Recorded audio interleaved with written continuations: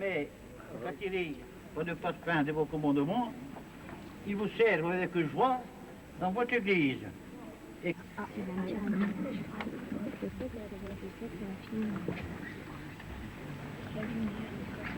Philippe, Cédric. C'est bon, hein? Ce c'est de la sagesse qui vous aide à obtenir le pardon pour parvenir à la vie éternelle.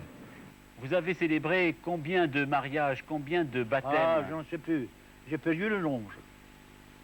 J'ai perdu le nombre, mais il y en a beaucoup qui me disent, vous savez, c'est vous qui m'avez marié. Alors je réponds, vous ne m'en voulez pas. Comment ça se passait les mariages ensuite, les fêtes? Ah, les mariages, c'est que il y avait la différence entre ceux qui s'étaient évadés, n'est-ce pas, qui s'étaient joints avant le mariage, et ceux qui, apparemment, n'étaient pas connus avant. Alors, il y avait, on sonnait à Zalana, on sonnait la chicone, c'est-à-dire les 3 cloches, pour ceux qui n'étaient pas, qui s'étaient respectés avant, quoi. Et puis un discours également. Et pour d'autres, alors, ce n'était que la régularisation de la situation.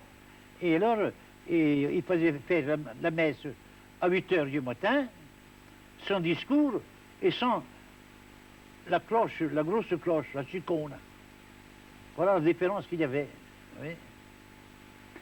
Et à ce moment-là, l'Église était sévère. On ne donnait pas la bénédiction des maisons à ceux qui n'étaient pas mariés à l'Église. Et ça me gênait, à moi, comme pasteur et ami de mes fidèles, à tel point que j'avais 2 enfants de cœur, qui étaient les enfants de ces gens-là, qui n'étaient pas mariés à l'Église, et je ne pouvais pas entrer à la maison pour bénir la maison. Alors les enfants ont dit, pourquoi vous... Ben, je viens d'une autre fois, mais j'ai trouvé une excuse, mais ça me serrait le cœur.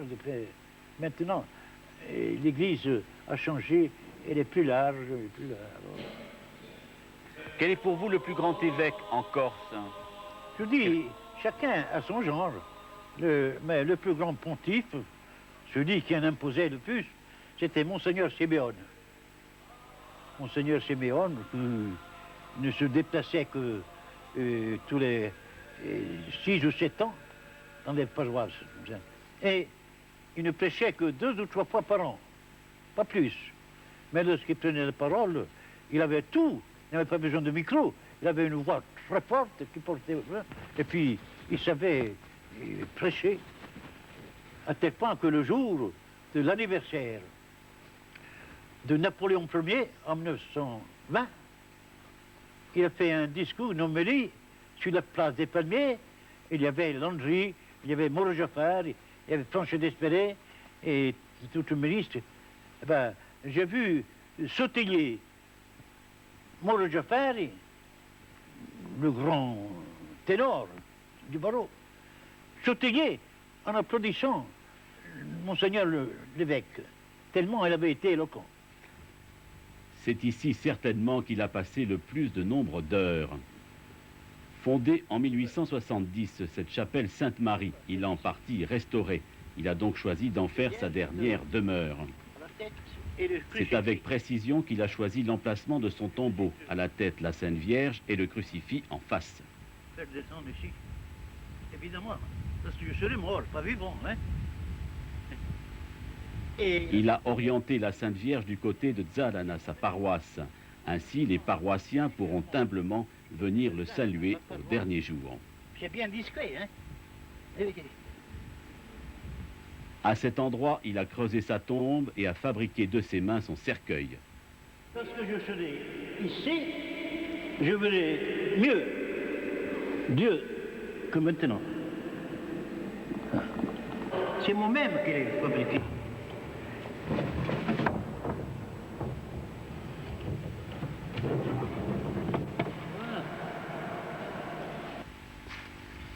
L'attente, la délivrance de la mort pour connaître enfin un autre monde, un autre ailleurs. Si l'abbé Negroni s'est donné tant de mal, c'est qu'il croit à la résurrection de la chair. Voilà. C'est ici que j'attendrai la résurrection. Et alors, il a vite fait de lever les pierres et de me ressusciter, tout simplement. Ce n'est pas l'évêque, ce n'est pas le pape qui l'a dit, c'est le Fils de Dieu, Dieu lui-même, qui a dit « Je vous ressusciterai au dernier jour ». Je suis obligé de croire à la véracité et je crois à la promesse du Christ. Lorsqu'il y a la levée du corps et que je bénis le corps inerte, je récite toujours, je crois à la résurrection de la chair et à la vie éternelle. Et j'insiste.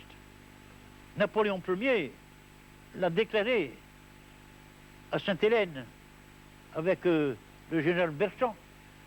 Il a dit, tu sais, nous avons fait beaucoup de bien, nous avons remporté beaucoup de victoires, mais nous n'avons pas fait grand-chose pour la religion du Christ. Alors Bertrand lui a dit, mais vous croyez encore à ces biabioles? Alors il a répondu, si je t'avais connu comme ça, je ne t'aurais pas nommé maréchal.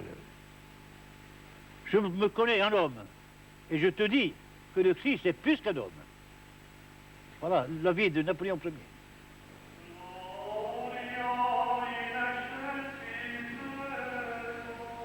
Au contraire des autres jours de l'année, le 15 août est une des fêtes qui rassemble beaucoup de monde dans la chapelle Sainte-Marie à Zaalana. L'abbé Negroni est conscient et fier à la fois. Pour lui, c'est un grand jour et on peut dire qu'à aucun moment de sa vie, il n'a regretté d'être le curé de cette paroisse.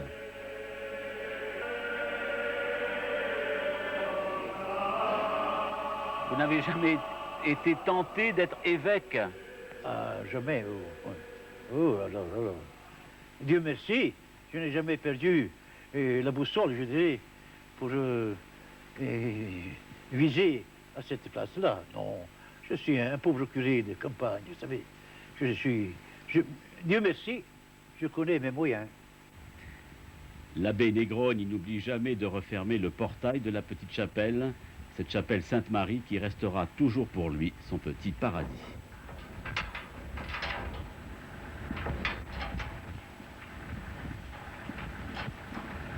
Voilà. Ave Maria. Voilà, c'est